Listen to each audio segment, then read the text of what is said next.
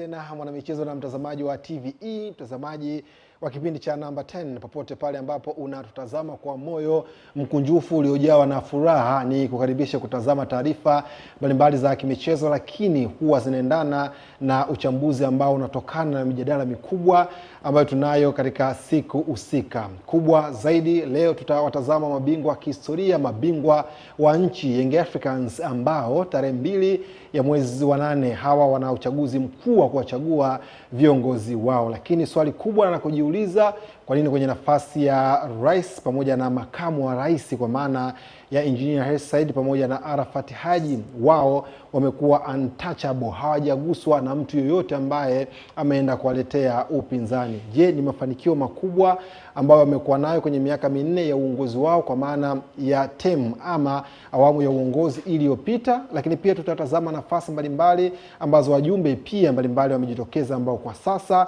wameendelea kujinadi kuelekea kwenye uchaguzi huu ambao utafanyika siku ya tarehe 2. Kwingineko kwenye anga la kimataifa tutawatazama usajili ambao Yan Diomande, Jose Mourinho akipindua meza kibabe, na huenda muda chache kutoka sasa atangazwa nyota huyo kutoka RB Leipzig, lakini pia ni nyota wa timu wa taifa ya Ivory Coast kwa umri wa miaka 19. Je, ni bahati kwenye umri huo kwenda kucheza Real Madrid, na atakiongeza kipi ambacho Jose Mourinho amekiona huku wakosoaji wengi wajakiona kutoka kwa Yan Diomande? Wakati hayo yakiendelea, pale Manchester City, Rodri ameendelea kupush dili yake ya kuelekea Real Madrid. Kwingineko tutaitazama michuano ya Kagame ambayo Simba Sports wao wameanza na sare dhidi ya Mogadishu, wakati Al Hilal wao wakianza na ushindi kwenye michuano hiyo. Profile itakuwepo hapa, ambapo leo tutageukia mchezo wa NBA kwa kumtazama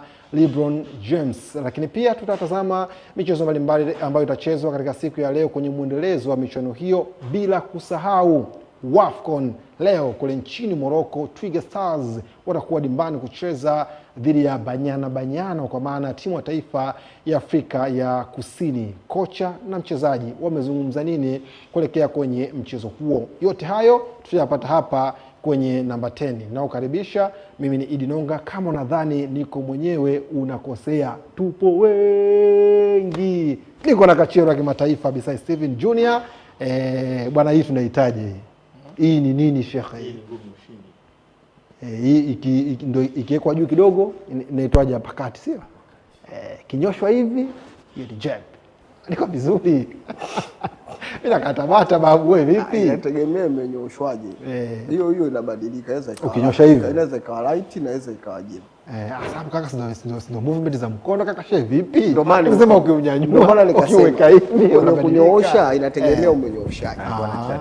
Umeelewa? Yaani hiyo nyoosha inaweza ikawa jab, inaweza ikawa right, inaweza ikawa pakati. Ulikuwa wapi? Akasema hii jab alionyesha pakati. Sasa hii kinyoosha wewe umejiongeza. Ndio nimemwambia hivi wakati anaelezea uko na chat. Alielezeaje? Hivyo kufanya yeye. Alifanya yeye kwamba kachero kama mashahidi wake ni watazamaji. Nikamwambia yuko sawa. Huo mkono ukiunyanyua hivi ni hapa kati. Ukiunyosha hivi ni jab. Wewe ndio kaongezea vitu vingine, mbona ukifanya hivi si right, si ukifanya hivi left, si huku nini? Hiyo inaweza ikawa. Basi kila mtu liko na kona yake. Turudi hapa. Kila mtu liko na kona yake. Nitakukafua mimi Juma Choki ujue. Mimi Tony Rashid. Njoo hapa. Tony Rashid. Bwana, huyu ni Salumu Mnolela. Mzee kidonge kichungu lakini dawa. Sema akili zake bwana huyu. Kidonge kichungu lakini dawa. Hata ndio gani Salumu hiyo? Sasa kidonge kichungu kile, lakini huyu mwenzako yani unaona fupi kachero wa kimataifa. Sasa kidonge kichungu lakini dawa. Sasa kwa Kiingereza unaiwekaje? Kwenye kufupisha kidonge tu. Kidonge cha nini? Sasa wewe hoja yako ni kwamba uchungu ule ndo kiini cha maelezo yako ni uchungu na ile dawa ya mwishoni. Kidonge achana nacho hiki. Sasa kila kidonge kichungu. Kidonge hiki cha kukuza mwili cha kutoa ndevu. Yaani yenyewe ni kidonge. Basi. Kidonge cha nini? Umeelewa sasa? Yaani ndio wiki uchungu, dawa ndio inapatikana ndani ya kidonge. Kwa sasa kwenye kuandika pale mshindo anatazama saizi andike Msalumu Mlolela aka Kidonge. Mbona hapa anaitajaga vizuri tunani hapa? Esther au Maziku? Ndugu yangu mchambuzi mwenzetu nani? Teacher. Imani. Imani anasema Kidonge. Kidonge. Joakim anasemaga wana Kidonge kama sasa akiwa kama anapatia umukoteshe sasa. Kamkodisha. Au umkodisha unampa training pembeni. Kamkodisha kaka. Kamkodisha Imani. Bana, wewe mtazamaji karibu sana. Sasa tuelekee kutazama kile ambacho kimetuweka hapa, na kubwa zaidi tunatazama kuelekea uchaguzi mkuu wa klabu ya Yanga, lakini hapa katikati lazima kutakuwa na mijadala ya kuisikiliza, ya kuitazama pamoja na kuweza kuichambua. Kubwa zaidi leo tutatazama nafasi mbili kubwa ambazo ziko pale juu, ndio ambayo kunatoa maono kuelekea kwenye uchaguzi huo. Nafasi ya urais ambayo bwana Engineer Hersi Said yuko pale ametulia na tamba wana Yanga, inawezekana usiwaambie kitu kuhusiana na mtu wao kuelekea kwenye uchaguzi huo. Lakini pia makamu wa rais Arafat Haji naye pia ndiye anaambatana naye kuelekea kwenye uchaguzi huo ambao unafanyika tarehe 2 ya mwezi wa 8. Na mimi nachukua nafasi kumwishi happy birthday Engineer, leo kazaliwa leo. Rais wa mpira leo. Kila la heri kwake. Kazaliwa na rais wa mpira Engineer Hersi Ali Said, rais wa klabu ya katikati ni Ali. Kazaliwa leo. Hongera yake. Sio tu mpira. Neema hiyo. Neema. Kuna wengine walitamani kuwepo lakini hawapo. Kwa kweli. Yeye amefika hapo. Na Mwenyezi Mungu ambariki. Wana Yanga waendelee kufurahi. Mimi wewe nini unamwishi president? Mtuchuma kabisa. Mtuchuma. Sasa hiyo imetoka wapi? Namkubali kabisa. Unamkubali. Namuishi. Kama umkubali president, wewe unachukia mpira. Yaani upendi mpira. Wewe una matatizo yako. Wewe kama watu wanafurahia maendeleo ya Yanga, furaha ya Yanga, wewe uko mkubali president, wewe una shida. Mtu safi kabisa. Kachangia sana kwenye njia yangu mimi. Haya ukuaji. Ukuaji. Bado tunakuwa. Lakini naye ana mchango wake. Kwa sababu sio rahisi president kukufahamu wewe kaka. Leo nitaka ufungishe. Ungefungisha tu. Sio rahisi. Ungefungisha ingeza kuchomoa. Sio rahisi. Kweli. Kwa hiyo bwana tunakuwish happy birthday engineer wa mpira. Mimi nimeutafuta umri wake, ukiweka na umri wangu, yani kanipita miaka michache sana president Rose. Miaka 40. Lakini sasa mimi kwenye miaka yangu mimi kanipita miaka michache president. Ila ukiweka kwenye range sasa pale juu pale. Yaani unamaanisha kwamba kumbe mpira ni kwa ujumla, sio kwa wachezaji. Yaani mimi nakwambia kwenye umri wa president na umri wangu mimi wa kuishi alipita miaka michache sana. Ni ngapi? Wewe achana nayo. Taja hapo tuanze kuoanisha. Achana nayo hiyo. Sisi kwenye familia zetu ukitaja umri tu shughuli yako imeisha. Kwa hiyo nongani unachomaanisha kwamba yani unaona yani ukuamini kama kakupita miaka michache. Sio kuamini. Anyway, mama anaweza kawa mwingine hapa. Nikaja kulaumu wazazi bure hapa. Bwana, kuelekea kwenye uchaguzi tutoke sasa tuelekee kwenye tafadhali. Tuendelee sasa kwenye jambo ambalo limetuweka hapa. Kwenye nafasi nyingi tumeona wajumbe tangu jana wanajinadi kuelekea kwenye uchaguzi huo. Nimemwona mwanadada sports lady kabisa Priska Kishamba, lakini pia Alex Ngai, Hamza Msola Mshindo yupo.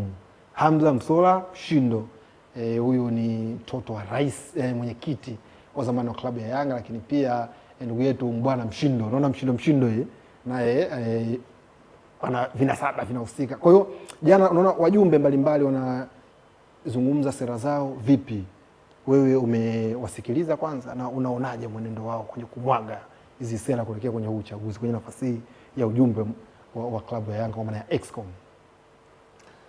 Nilichokiona ni kwamba kuna ushindani kwenye nafasi za wajumbe. Lakini hakuna ushindani kwenye nafasi ya rais na makamu wa rais. Kama ambavyo naona taarifa kwa umma kutoka kwenye kamati ya uchaguzi wa klabu ya Yanga imeeleza namba 1 na namba 2 ni nafasi rais na makamu wake. Engineer Hersi Ali Said ile ulioishangaa ile pale. Na CPA Arafat Ali Haji na makamu wa rais wawili. Swali linaweza likawa kwa nini uchaguzi uliopita wa mwaka 2022 Arafat Haji CPA aliwania na watu wawili wengine ikiwemo Suma Mwaitenda. Akashinda kwa kura 545, lakini awamu hii anaenda mwenyewe. Lakini pia unaweza kujiuliza kwa nini kwa Hersi Ali Said anaenda mwenyewe kwa mara ya pili. Sio hivyo? Nikianza na Engineer Hersi. Mimi nasema Engineer Hersi ni game changer mafanikio ya Yanga. Engineer Hersi ni game changer mafanikio ya Yanga. Unampimaje rais amefanikiwa kwenye nafasi yake? Cha kwanza ni wakati anavyochukua timu ilikuwa kwenye hali gani? Cha pili unaangalia leo timu iko wapi? Unampima anavyochukua timu iko na hali gani na leo timu iko wapi? Hapa katikati unaangalia vitu viwili. Mahitaji ya timu ni nini wakati anachukua? Alafu cha pili unaangalia aliahidi nini ili kuisaidia timu. Vitu viwili tu. Wakati anachukua timu mahitaji ni nini? Wote tunakumbuka hapa mwaka 2008 kulikuwa kuna kubwa kuliko. Bwana. Yanga ilikuwa haina hela. Ilikuwa inachangisha bakuli. Mstaafu namkumbuka. Ni 2018. Pale ndio Engineer alianza attachment kubwa na Yanga. Akiwa sio kiongozi. Alikuwa mkurugenzi wa biashara na maendeleo wa TSM kwenye klabu ya Yanga. Sawa sawa. 2019 21 wakaona juhudi zake za kuwa mtu ambaye anaiunganisha Yanga na mwekezaji na tajiri Garib Said. Akafanikiwa kutoka kule akafuzu kugombea urais. Engineer aliapishwa, alishinda Julai 9, 2022. Mpaka leo miaka 4 ndio maana anaenda kwenye uchaguzi wa awamu nyingine. Sasa kwa muda ule anachukua timu 2022. Kumbuke Simba ndio ilikuwa msimu wake wa mwisho nyuma yake kutoa ubingwa wa kombe la Azam Sport Federation, kwa sasa likiitwa CRDB Cup. Kwa hiyo Yanga haikuwa na makombe, mahitaji hayo. Yanga haikuwa na timu imara, mahitaji hayo. Yanga haikuwa na hela, mahitaji hayo. Yanga haikuwa na ule ustaarabu wa mtindo wa uongozi, mahitaji hayo. Yanga ilikuwa na struggle kwenye miundombinu, mahitaji hayo. Sasa haya ndio mahitaji. Ahadi zake zikaenda kukidhi yale mahitaji. Akasema, nikikumbuka alisema ataenda kuweka mabadiliko kwenye timu, ataenda kuleta mabadiliko kwenye miundombinu, ataenda kuleta mabadiliko kwenye mtindo wa uchumi wa fedha na mtindo wa uongozi kwenye mabano transformation. Kwa hiyo Hersi anapimwa kwenye mambo haya. Tuanze kwenye timu. Kafanya nini? Hersi amehusika kwenye mtindo wa usajili wa timu kwa kuleta wachezaji na mabenchi ya ufundi. Kwa mwaka wake wa kwanza alimintroduce Nabi, wachezaji kina Bangala, kina Ucho, kina Mayelo, kina nani, all the way wakaenda kuweka record huo msimu 22-23 kuna finali ya kombe la shirikisho Afrika. Mafanikio, wamevuka target. Huo msimu wamechukua ubingwa wa ligi ambao ulikuwa kwa Simba. Mafanikio. CRDB Federation wamechukua, ulikuwa naanza kuitevu kwa mara ya kwanza. Mafanikio. Huo msimu wameset record ya unbeaten michezo 49. Mafanikio yaliyotokana na ujenzi wa timu. Huku kocha atajisifia yeye ndo 442, yeye anapanga timu. Mwezeshaji na mbeba maono alikuwa huku wakati yeye anasajili. Nilikuwa naonesha hiyo connection. Kwenye timu hapo ikawa inaenda. Kwa kuongezea tu kwa Yanga na Simba kufunga mwenzako ni sehemu ya mafanikio. Yeye akaanza kuwa anaifunga Simba hapo. Na ilionekana kawaida ya miezi 6, ya miaka ya michezo 6 mfululizo kwenda 7. Hiyo ni kwenye ujenzi wa timu, lakini timu ziko 3. Vijana na wanawake. Tutakuja kuzungumza hizi. Lakini ukiruka timu, hebu nenda kwenye eneo la timu kujitegemea kimapato. Kipindi hicho bajeti za Yanga na Simba zilikuwa milioni 6-7. Sijui kama mnaona zilikuwa ndogo. Zilikuwa ndogo sana. Lakini zimeshoot. Wewe usikune kichwa uko, tulia kwanza. Zimeshoot. Wewe zungumza mambo ya bajeti na kuna kichwa, wewe tulia kwanza. Milioni 600 huko. Ndogo. Wewe kuna kichwa. Milioni 6 kama mwenyewe ningemiliki timu. Umeona? Milioni 600 kushuka chini. Ya Mbezi Juma. Milioni 600 kushuka chini. Lakini baada ya Hersi kuingia, maono yake yakaitaka Yanga iwe kubwa. Sasa ili iwe kubwa inabidi upate fedha nyingi.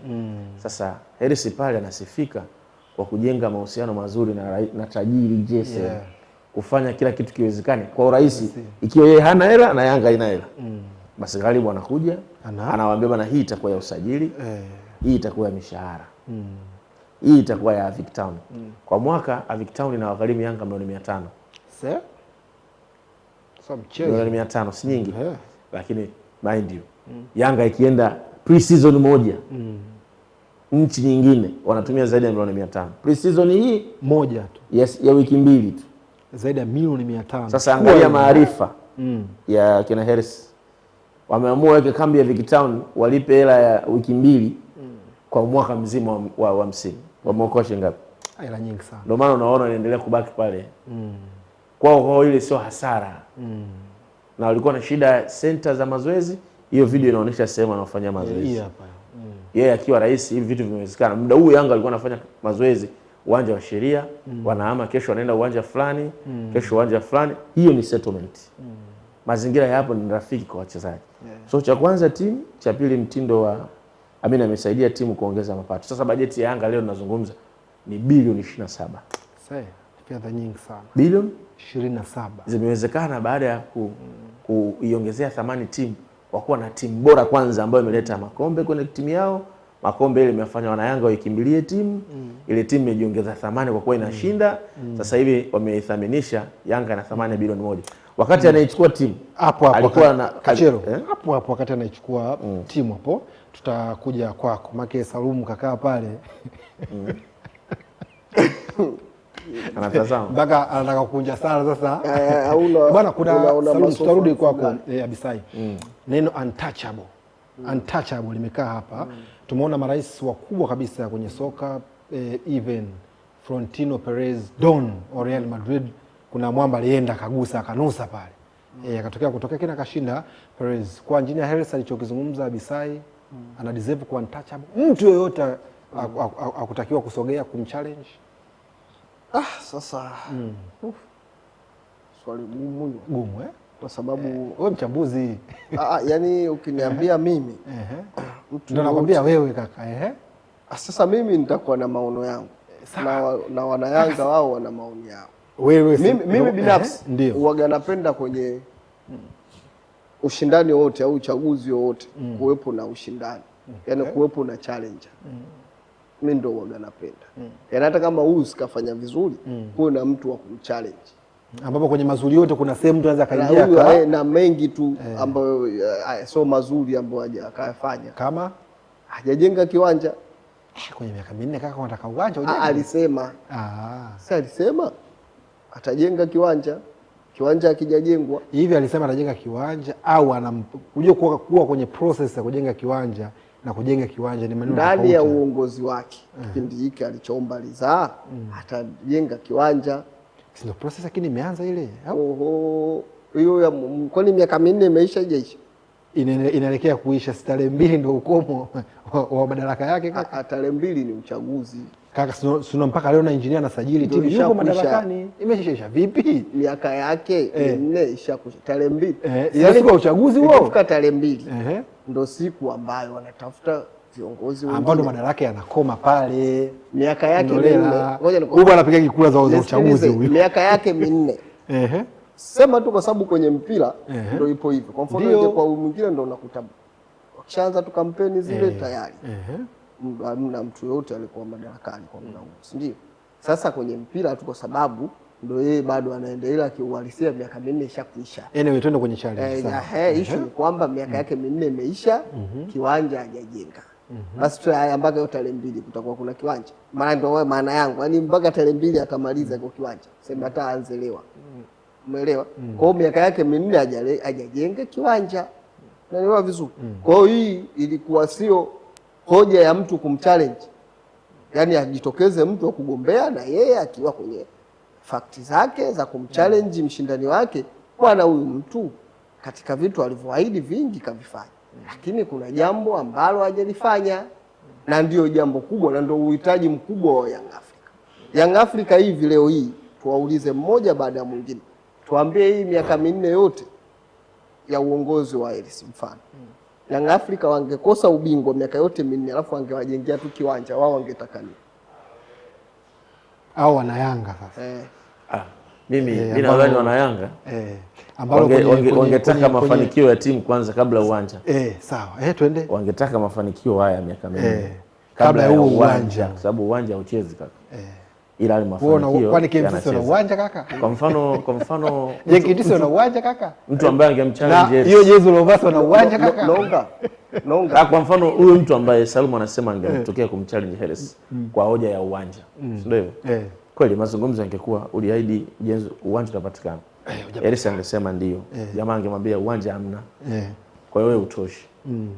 Ndio mimi nauliza kwa kigezo kimoja mtu anaweza sitoshe kwa mazuri mengine ambayo amefanya. Basi jibu ni kwamba kigezo kimoja hakitoshi. Nataka kuonesha hakitoshi, je, mchakato wa ujenzi umefikia wapi? Tumeona kwenye siku ya wana Yanga ile siku yao walipata hati kwa Waziri Ndejembi na rais akawapongeza. Ile ilikuwa hatua moja ni muhimu kwa sababu issue za hati unajua hapa nchini. Kuna mchakato kwa sababu watu wanataka udhibiti, yani kudhibitisha eneo, kusiwe na mgogoro, afu watu wengi wana process hati. Kwa hiyo hakiwezi kuwa kitu cha overnight. Ile ilipatikana, ilikuwa hatua moja. Lakini hatua ya pili chini ya uongozi wake Zanzibar walikuwa wanaelekea kucheza mechi ya dabi nadhani. Walikuwa na kikao cha kutafuta mdhabuni wa kutengeneza uwanja. Wakampata GSM. Kwa hiyo eneo lipo, hati wanayo, wamempata mtengeneza kiwanja, mdhamini ambaye atawasaidia kutoa fedha. Wao wanatoa eneo tu.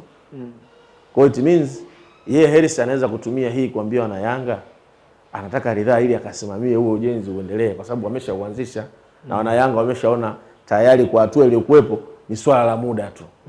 Kwa hiyo kwa hilo naona alitoshi kumninginiza Hersi kabisa. Kama ingekuwa eneo hakuna hati, hakuna movement yoyote. Sasa hivi mimi ingekuwa upande wa Mnolela. Kuona kwamba jamani huyu bwana aliagiza lakini inaonekana hakuwa amejipanga. Ila kutokana na unyeti wa uwanja na the way ilivyo kwa hatua ambayo Yanga wamefika kulikuwa kwenye ujenzi kabisa haitoshi kumninginiza Hersi. Hata yeye mwenyewe hapa alipo si ana familia na kijana wake, kuna vitu anamwaahidi. Sawa, yule kijana akirudi akimwambia baba vipi? Mbona kile kitu hujafanya? Anaweza akamwambia hivi, mwanangu ada ni hela nyingi tunapambana. Ila kwenye ile 600,000 unayodaiwa nimeongea na mwalimu kanipa wiki 2 na leo nimemlipa 200,000 na nafasi ya kwenda kumpa 400,000 ili baki 200,000 tumalizie. Yule mtoto ataelewa. Ataona babangu mwajibikaje. Lakini kama mtoto atakwanza atanyimwa nafasi ya kujieleza kwa babake huyu. Hatapewa feedback yote na babake hana mpango kutoa hela. Huyu atakuwa si baba bora. Atakuwa bora baba. Kwa hiyo hapa amekumbuka anajua ugumu wake. Kwa hiyo ukirudi kwenye scenario hiyo ya Hersi unawaona kabisa.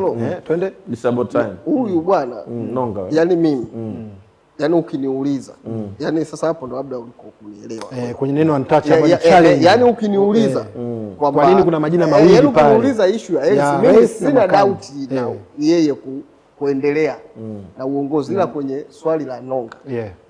Yaani hakutakiwa mtu kuwepo. Yaani ndo mimi nasemaje? Sasa hili tuwaulize wana Yanga. Unajua kwa nini? Ndio maana kuna mtu ukiwa unaenda kwenye uchaguzi ukijipima na anayegombea kuna majibu unayapata kabla hujaenda. Sasa huyu anatoa maoni yake si meza mjadala hii. Labda wana Yanga waliona watoshi. Na mimi ndio maana kuna mwana Yanga aliona saa hizi mimi Hersi naenda kugombea. Nawaambia nini wana Yanga? Sasa mimi nataka nitoe majibu au ni wana Yanga. Huyu anatoa maoni yake. Majibu mawili. Nimemuelewa. Majibu mawili nataka niseme. Ndio. Kuhusu lile swala nilisemea kuhusu ya ubingwa na kiwanja, alafu na hii hapa mimi ulivyoniuliza nikasema huyu anatakiwa achallenjiwe. Yaani mimi issue ya kupita bila kuchallenjiwa siwezi kuikubali kwa sababu gani? Kuna vitu huyu ameahidi hajafanya. Na tena kuna kitu kikubwa ndo hajakifanya cha uwanja ambacho mimi naamini kiwanja ndo kingekuwa kitu beta kwa Yanga kuliko hata ubingwa waliochukua. Umeelewa? Na kwa nini nikasema hivyo? Wamepita marais wengi tu wa Yanga, wamewapa Yanga ubingwa several time. Umeelewa? Kwa yani kwa mara 5 hii unajua ni rekodi. Yanga kuwa bingwa sio story. Umeelewa vizuri? Na mnaelewa kwa miaka 5 story hiyo. Kachero, nisikilize. Umejua imetoka miaka mingapi? 46. Nilinda muda. Bwana, tunaweka rekodi sawa. Sawa, tuendelee Salumu. Mimi ni mara ya kwanza baada ya miaka 46. Sawa. Mimi lakini walishawahi kufanya. miaka 46 ulizaliwa ulikuwepo. Walishawahi kufanya. Yanga walishawahi kuchukua hivi ubingwa mara 5 mfululizo, so hela hiyo kwanza. Kwa maana alichofanya hiki ni kitu ambacho sio kipya. Sio, unaelewa vizuri. Tofauti na angejenga uwanja. Angejenga uwanja ingekuwa hela rahisi wa kipekee. Hatua aliyofika je? Kwa nini malizia tu? Hatua aliyofika je? Anaujenza uwanja? Bisai, muache bwana malizie. Mtone mnene. Umesema meza majadiliano. Sasa hapo wewe nimekuacha mimi. Wewe umemaliza. Yeye hakuwa nacho sasa. Tunapokuwa kwenye gap tutaingia. Anyway, malizie, mimi kuna swali nataka nikuulize. Hautaniuliza na nitalijibu. Umeelewa vizuri? Na unakumbuka nilisema kwamba mimi naamini Ellis kuchukua ubingwa mara 5 na angejenga uwanja, Yanga wangemkumbuka zaidi na kufurahi zaidi. Mimi naona kiwanja kwa sababu ni kitu ambacho hakijawahi kufanyika. Sijui unanielewa Nonga. Alafu kingine ukitaka kujua kwamba ubingwa sasa hivi so story sana kama kiwanja, angaa mimi nakupa tu mfano mdogo Nonga. Juzi hapa Simba wana ukame wa makombe ndani ya miaka 4. Sijui unanielewa. Hawajachukua ligi, hawajachukua na CRDB. Unakumbuka? Juzi wamechukua CRDB. Unaelewa vizuri? Kwenye paredi la kusherekea ule ubingwa wa CRDB Nonga, ambapo wao ndio ubingwa wameuchukua, hawajachukua muda mrefu. Zilivyoshuka Iliza, story na furaha kubwa ya wana Simba ilikuwa ubingwa au gari. Zile Iliza. Mimi kwa maoni yangu story kubwa ilikuwa ni gari, na hata washabiki wale wengi ulikuwa ukiwauliza. Sasa bado. Sasa story hata washabiki ulikuwa ukiwauliza, hata akiojiwa mtu anapoimba alikuwa anaimba ubingwa au anaimba gari. Ubingwa ugali. Yaani story kubwa kwa maoni yangu mimi, kwa maoni yangu nje huko. Kwa ule umati unaoona, Sheikh alikuwa ubingwa sana yule. Wewe sasa wewe kwa mimi walikuwa wanasherehekea vyote. Wale walikuwa Simba alikuwa na lost na makombe kwa muda mrefu. Simba alikuwa na lost na makombe. Wamepata haya mawili. Walikuwa wanasherehekea. Story kubwa. Simba alikuwa hawana Iliza. Gari Iliza limefika. Wameenda kufanya parade. Ungetoa makombe Simba washerekee Iliza, wasingepata watu wale. Walikuwa wanasherekea vyote. Kwa tungetoa ingekuwa Iliza kama Iliza. Sikilize, uliona ile picha ya Jangwani walivyo?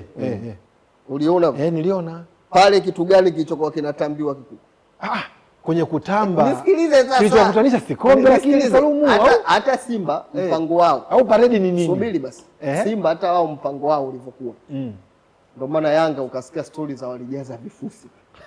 Simba ilikuwa mpango wao wachukue zile gari wazipeleke kwenye parking pale, wakaweke, yani waambie bwana, huu so uwanja, hii ni parking ya Iliza zetu tunakuja kuweka.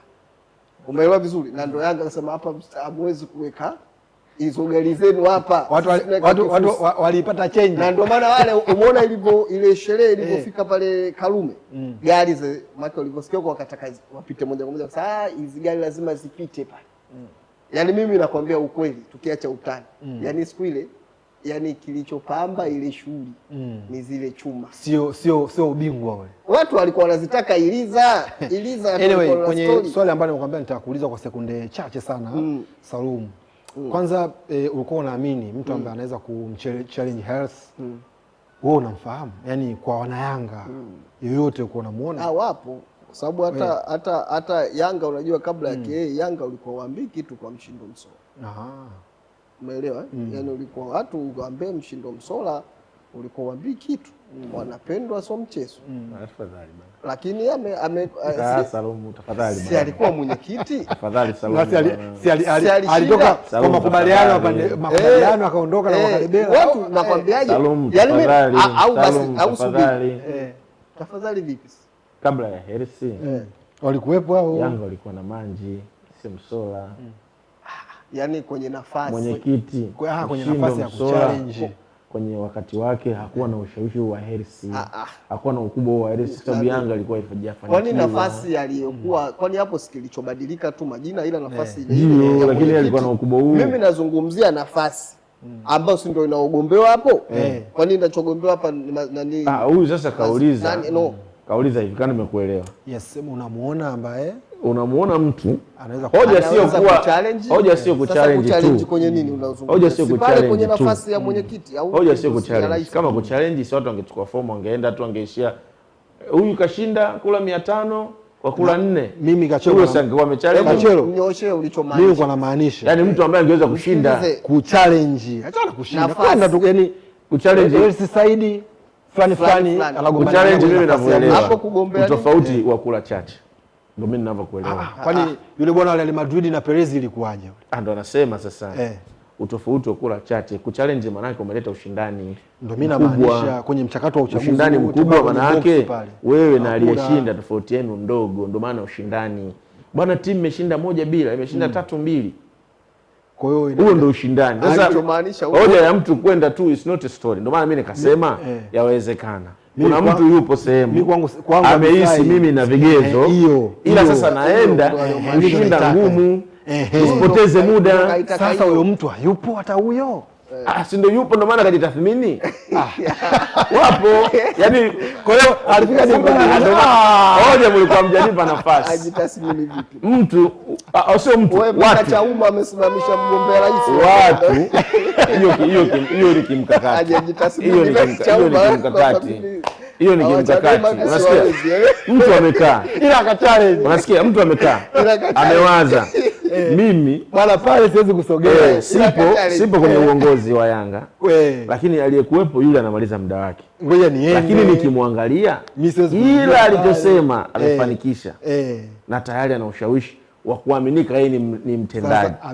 Hiki cha uwanja yupo kwenye mchakato. Huwezi kwenda kugombea Hersi kwa hoja ya uwanja ambao tayari yeye kaipatia timu hati. Yeye kaipatia timu mdhamini wa kujenga.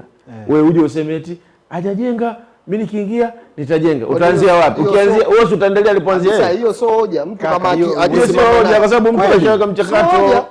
Sio hoja kwa sababu kwenye eneo demokrasia kaka, sio hoja ndio unaweza kuchallenge. Yaani mimi mfuata ningeamua kwenda ningesema tu jamani, mimi nakuja hapa Yanga, mimi nataka sio uwanja ndio basi jipe. Ndio yangu ya uchaguzi naenda nayo hiyo. Yaani wewe nimekataliwa sawa. Ndio unaongelea kusema tu. Kuchallenge ndio maanisha. Sasa neno challenge aliko hivyo, challenge maana yake una hoja ina mashiko. Ndio hiyo kwamba unaweza hiyo ndio hoja kushinda kwa nafasi ya mgombea. Kwa mfano mimi nikisema hivi, ndugu zangu, timu yetu imekosa ubingwa miaka 4. CAF Champions League haina. Mimi nimepoteza. Hapo ndo anaonekana kiongozi wa Simba eti. Ngoja niwe Azam. Sisi tumeonewa na waamuzi sana. Ndio mimi naenda pale wewe. Na katika kuonewa waamuzi nimekuja na njia mbadala. Ambao mkinipa nafasi mimi nitaitumia. Tuache kuonewa na waamuzi. Mfano tu. Ndio. Viongozi wetu wamekuwa kimya. Labda mtu anakuja anasema tutaandika barua za malalamiko kwenye eneo la kwanza. Kwenye kila tukio una sekunde kama mpaka kieleweke. Lakini baadaye mtu anakuja anasema tutasajili wachezaji bora. Kiasi kwamba wakikataa goli hili tunafunga hili, wakikataa goli hili tunafunga hili. Wale unawaambia wanapima kipi kinawezekana na kipi kitatusaidia. Hii ya kuandika malalamiko, kuna mwingine atakata sema kwani tujaandika, tumeandika. Hii sio hoja. Wewe unaongea unahisi una challenge. Hii ya wachezaji bora anasema mbona hii sio sajili wachezaji bora? Hii sio bora.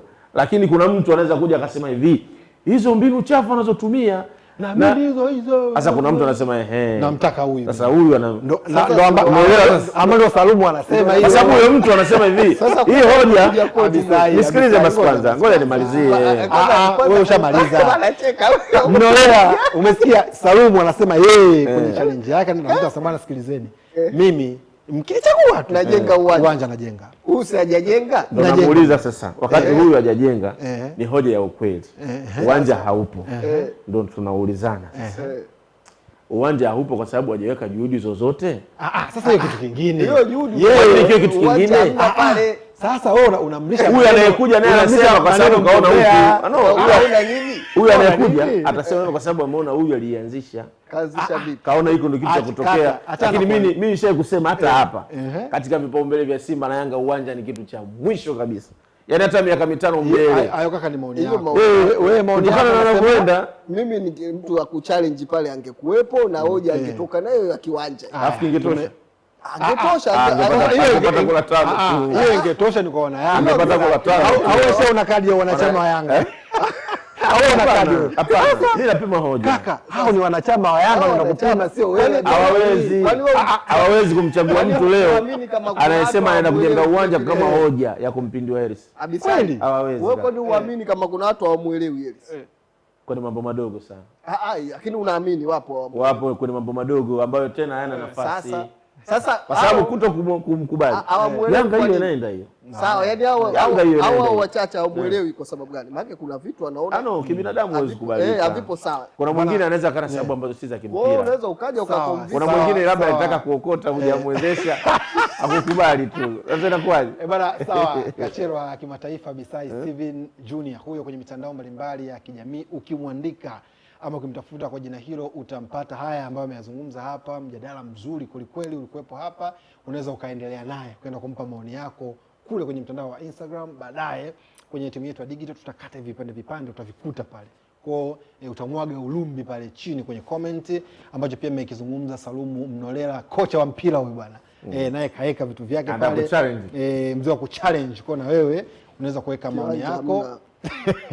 Mimi ni Idi Nonga. Hii ilikuwa ni kick off number 1 ambao tumeutazama kuelekea kwenye uchaguzi wa Yanga, lakini tumegusa kwenye nafasi moja tu ya juu pale ya president ambaye ni engineer Hersi Said ambaye anaenda akiwa ana mpinzani. Bado tujamgusa Rafati Haji hapa nafasi ya makamu wa rais. Kuna nafasi za wajumbe ambapo kwangu mimi kwenye uchaguzi huu huku tunapoona pazuri zaidi huku kwenye nafasi hii ya kuwa excom ya club ya Young Africans. Tunaenda mapumziko mafupi, tutarejea hapa kuendelea na namba 10.